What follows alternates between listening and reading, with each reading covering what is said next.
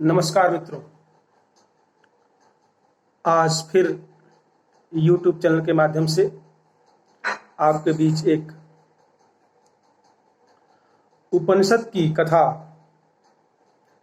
के माध्यम से आपके बीच कुछ प्रेरक प्रसंग लेकर आया हूं। मित्रों, हिंदू धर्म ग्रंथों में उपनिषद वैदिक परंपरा के ग्रंथ माने जाते हैं। इनकी संख्या लगभग 200 मानी जाती है, परंतु 13 उपनिषद ही उपलब्ध हैं। उपनिषद अर्थात समीप से बैठकर लिखना और इसमें ज्ञान रहस्य की बातें की गई है। मित्रों, आज मैं कठोर उपनिषद की महत्वपूर्ण कथा नचिकेता प्रसंग की कथा एक सरल शब्दों में आपके माध्यम से रखूंगा। यह एक यजुर्वेदीय उपनिषद है जिसको व्यास मुनि ने लिखा, और इसकी कहानी यह है कि एक बार वाजश्रवा ऋषि के पुत्र आरुणि या उद्दालक मुनि के बहुत बड़ा यज्ञ कर रहे थे, और यज्ञ में वे गायों को, धन संपत्ति को दान कर रहे थे। उनके समीप ही उनका पुत्र नचिकेता, जिसकी उम्र अभी बाल्यकाल की थी, वो देख रहा था। और उसने देखा कि पिता ऐसी गायों को दान कर रहे हैं जो बूढ़ी हैं, और उसने कहा कि पिता श्री, ये जो गायें दूध देने योग्य नहीं है, जो संतान उत्पन्न करने योग्य नहीं है, जो सांस लेने में भी जिनको दिक्कत होती है, इनको देकर के आप किस प्रकार का यज्ञ कर रहे हैं। मित्रों, कहते हैं कि 3 बार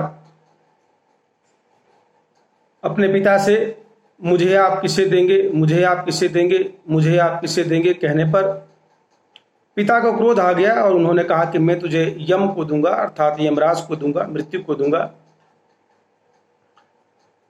नचिकेता तुरंत अपने पिता की आज्ञा मान करके और वहां से यमलोकपुरी चला जाता है।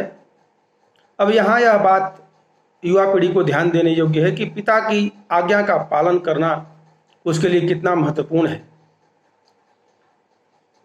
यमराज 3 दिन के लिए बाहर थे।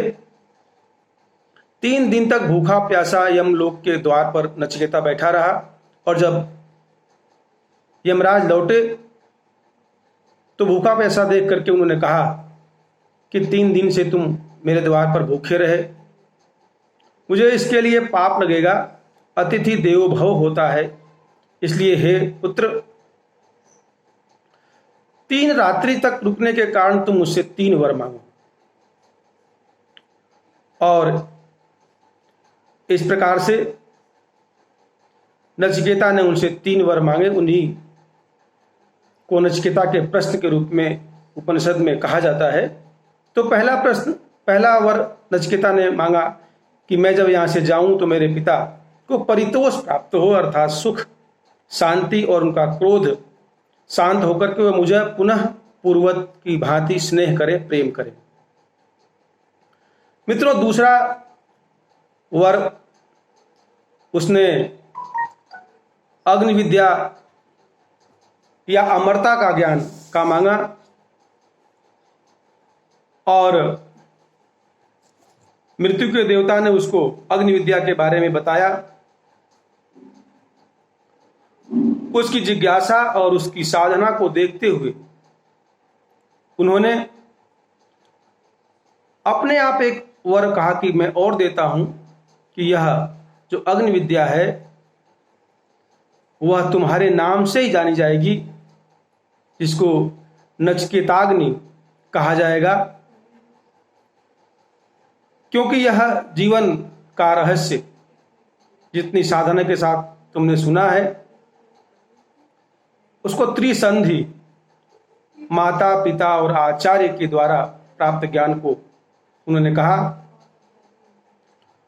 और प्रत्यक्ष, अनुमान और आगमन से जो ज्ञान प्राप्त होता है उसको देखकर उन्होंने वैराज की पदवी भी उसको दी। धन धान्य 100 वर्ष का जीवन, पुत्रों का 100 वर्ष का जीवन देने के बाद तीसरे वर्ग के रूप में जब आत्मज्ञान और जीवन के रहस्य की बात की नचिकेता ने, तो यम ने कहा कि तुम चाहे धन ले लो, वैभव ले लो, सुख संपत्ति ले लो, तमाम प्रकार के कहते हैं कि प्रलोभन दिया, लेकिन नचिकेता टस से मस नहीं हुआ। यह नचिकेता की दृढ़ता, स्थिरता और जिज्ञासा के भाव को प्रकट करता है, और इससे अति प्रसन्न होकर के यमराज ने फिर पुनः तीसरे वर्ग के रूप में उसको आत्मज्ञान का वर प्रदान करने से पहले जो उसकी परीक्षा ली, वह वांग्मय में मनुष्य की दृढ़ता, स्थित प्रज्ञता का एक उदाहरण माना जाता है। और तब यमराज ने उसको कहा कि हे पुत्र, यह जो आत्मज्ञान है, यह जो संसार है, वह मृत्यु के बाद आत्मा का क्या होता है, यह गूढ़ प्रश्न है, तुम उसको छोड़ दो। परंतु नहीं मानने पर उन्होंने बताया कि श्रेय और प्रिय की बात की। श्रेय यानी जो श्रेष्ठ है, प्रिय यानी जो प्रिय है, और दोनों का आपस में जो समन्वय होकर के व्यक्ति उसको प्राप्त करता है, तभी वह जीवन का रहस्य जान पाता है। यह गूढ़ रहस्यों पर कई दिनों तक नचिकेता से उसकी बातचीत होती रही, और इसी को नचिकेता का आत्म रहस्य, आत्मज्ञान की बात इस उपनिषद में कहा गया है। यह उपनिषद 2 अध्याय में है, इसको वल्लरी कहते हैं। और अंत में शांति पाठ, जिसको हम भोजन मंत्र के रूप में भी कहते हैं, कई जगह आदर्श विद्या मंदिर और कई विद्यालयों में गाया जाता है, जिसको हम इस प्रकार से बोलते हैं, ओम सहना भवतु सहनो भुनक्तु सह वीर्यं करवावहै तेजस्विनः वधीतमस्तु मा विद्विषावहै ओम शांति शांति शांति। तो मित्रों, ये नचिकेता का 3 प्रश्न और 3 वर, यह कहानी साहित्य में भी बहुत अलग अलग प्रकार से आई है, और एक बालक की दृढ़ता, जिज्ञासा और जीवन और मृत्यु के प्रश्न और यमराज के उत्तर पर आधारित कठोपनिषद की बहुत ही ख्यात आख्यायिका कहलाती है, जो हमें जानना चाहिए और जीवन रहस्य को समझने में। और जिस प्रकार से हम देखते हैं कि जीवन की आपाधापी में आने वाली पीढ़ी किस प्रकार से प्रेयस की तरफ भागती है, श्रेयस की तरफ नहीं भागती, हमें क्या चाहिए, हमें क्या नहीं चाहिए, इसको चयन करने में कठिनाई होती है। लेकिन नचिकेता ने किसी प्रकार का कोई भ्रम नहीं पाला, और वही पाया जिसे प्राप्त करना चाहा। बहुत बहुत धन्यवाद, आपने इस कहानी को सुना।